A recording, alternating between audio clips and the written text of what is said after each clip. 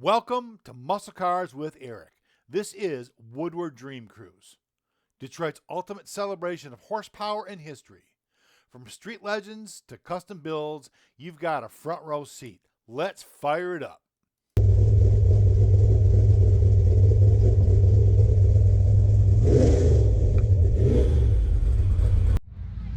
Hey guys, Eric of Muscle Cars with Eric coming at you today for another episode of What's in Your Garage, but it's not in your garage.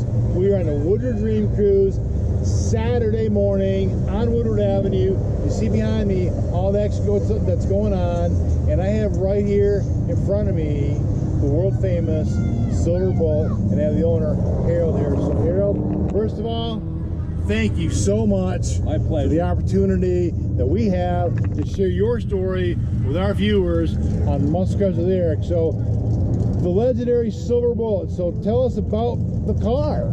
Okay, well, this is the legendary Silver Bullet. It's king of the Woodward Street Racers. It has never been defeated. It was sponsored by Chrysler Engineers. It was a Chrysler test mule. They would come and test high-performance parts on it, and they would go on the streets and pick races. The car, nobody could beat it. That's cool, yeah, man. The fastest. And I used to follow it when I was a teenager, only wish I owned it. Really? So now I've owned it for over 28 years. No kidding. My dream came true. Now, what year is this car? This car is a 1967 Plymouth GTX. Okay. It's powered by a 426 Hemi with 650 horsepower. Wow. 3-speed transmission. It through 4 mufflers.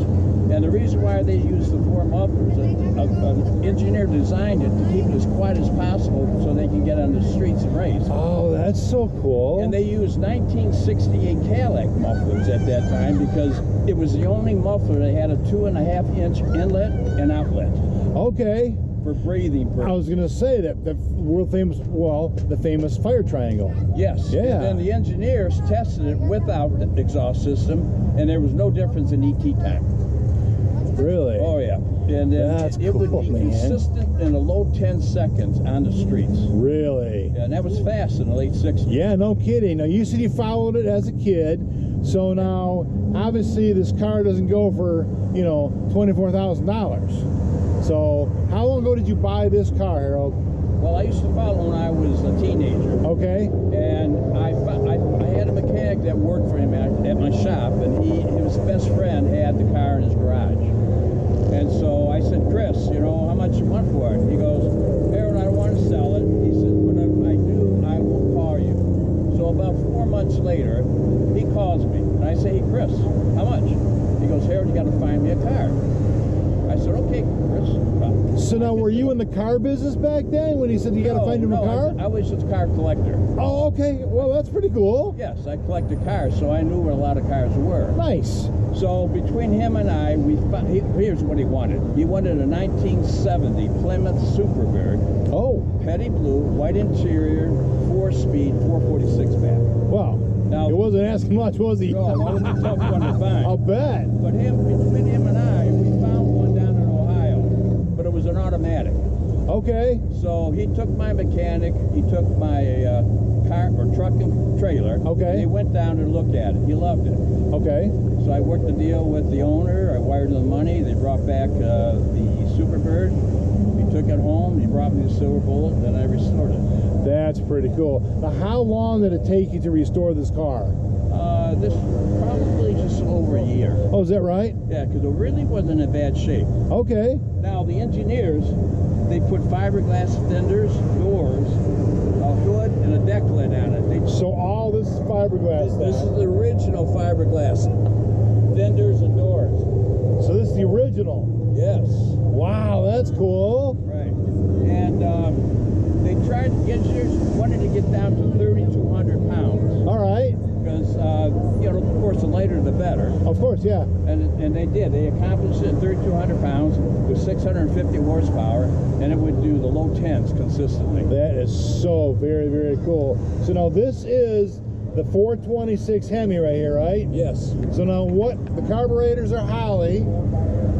It's a cross ram. Okay. Come on over here. cross ram means, let's explain this to the fans out there. Cross ram. The carburetors go across the manifold, not an angle. Right here. Yes. Okay. That's pretty cool. Look at this. And this is your fuel delivery system. Inches. What's that? 480 cubic inches. You said 480 cubic inches? Yes. That's crazy. Yes. Oh my word, it's huge displacement. I mean, you know, it is a huge, huge, huge engine, but this is really cool. Oh my word. And all of this is original fiberglass. Yes, it is. And they use 1968 Dodge van seats, which is in the interior, to lighten it up. Can we open this up? Sure. Now, what kind of seats were in there before? You said van seats to lighten it up. It seems like van seats would be heavier, but... No, they're not. They're lighter. Are they really? Small. These are smaller than the original seats that are in the Okay.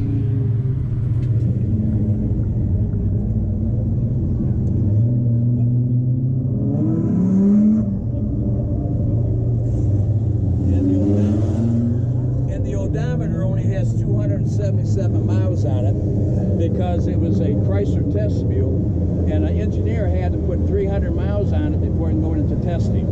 Oh, no kidding. Yes, and then it had to be destroyed after the testing, but it got out through the back door somehow, and it ended up in a gentleman's name of Jimmy Addison, who wasn't only a good mechanic, he was a great driver.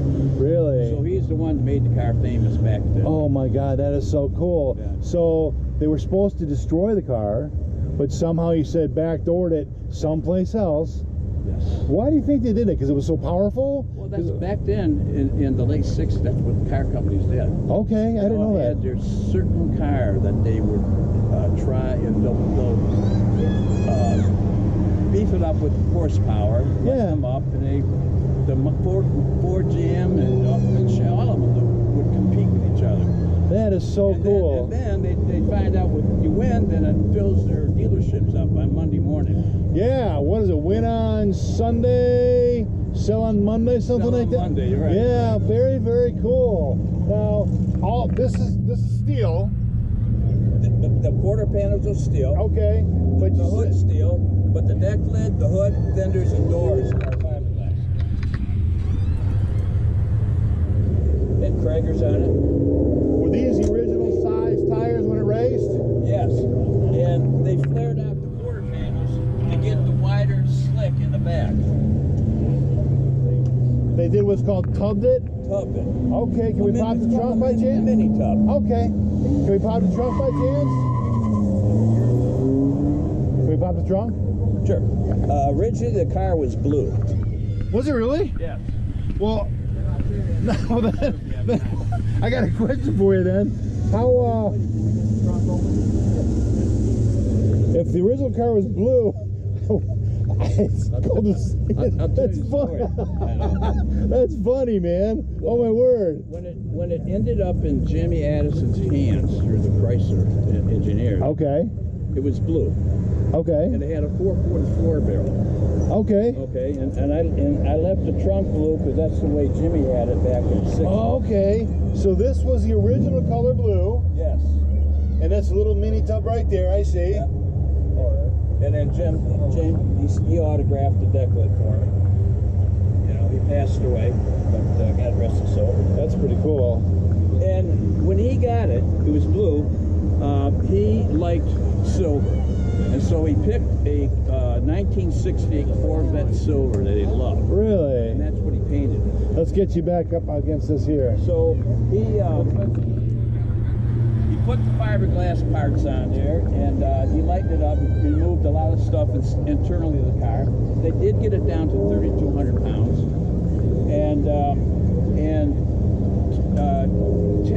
Tim Cook, who was the editor of Carcraft magazine, I remember Carcraft, yeah. did the first article back in '69, early '70s. Okay. And I have a few copies of them. So anyways, he named the car the Silver Silver Bullet. No kidding. Tim Cook, Carcraft. That's pretty cool. And that's how it got its name. I'll be damned. Right. Well, because he named the Silver Bullet because it was so fast at the time, and It was and the fast. Silver Bullet, of course, you know, was the guy Lone Ranger, and okay. Yeah, so like I said, low 10s and a quarter mile in the street through 4 mufflers. Holy Unbelievable. man, that's pretty cool. Well, let's continue to walk around here. Is it possible for me to climb in the driver's seat and get a video of that? Yes. Cool.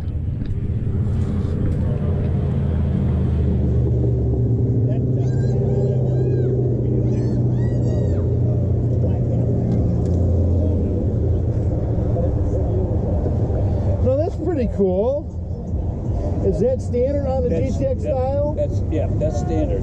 I understand the GTX is known as the gentleman's racer as opposed to the Roadrunner. Is that right? Yeah, it was a higher version. Okay. Option-wise. Okay. Okay.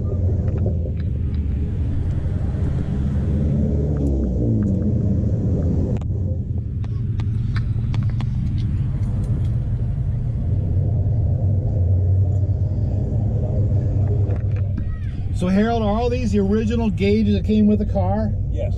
Okay. And you can see 277 miles on the odometer. I do. I see that. That's pretty cool.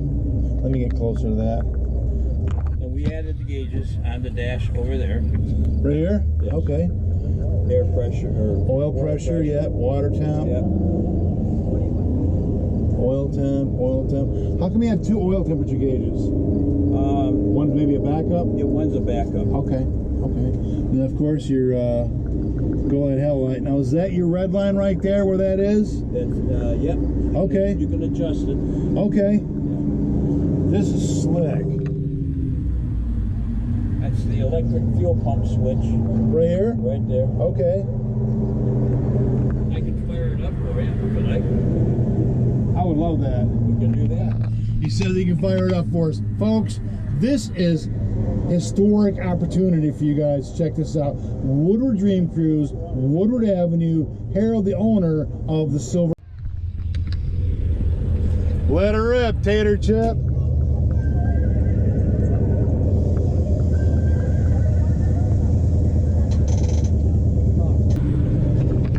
Give us a minute. We got to give a quick little charge here. Hang in there. Don't go away. This is what a real race car is all about here. We're good. Clear. Whoop. And this is what race car starting is all about. Yeah, yeah.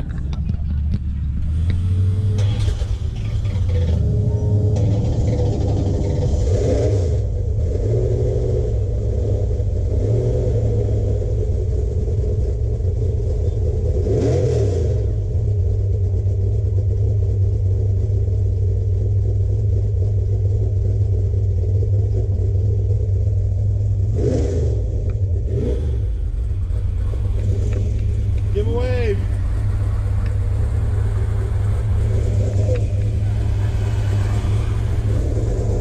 Want to go for a ride? I'm just joking. I was gonna say, but yeah, but that's cool. Wow.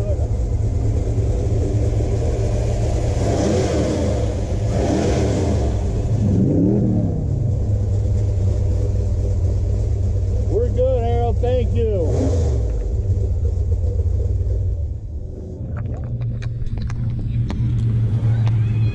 How cool was that?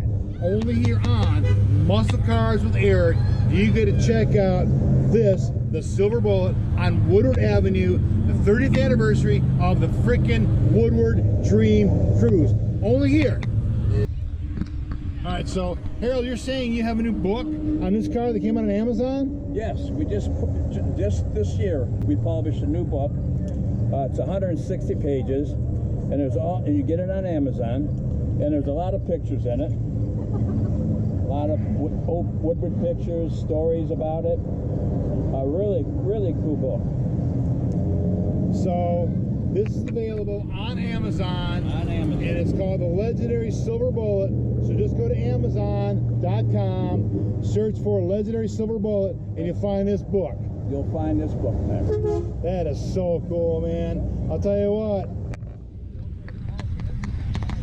My new best friend in the whole wide world's right here. I'm owning a book. You gotta buy that book. Amazon.com. The legendary Silver Bullet. Harold, thank you so very, very much. You're an awesome guy. I appreciate your time, man.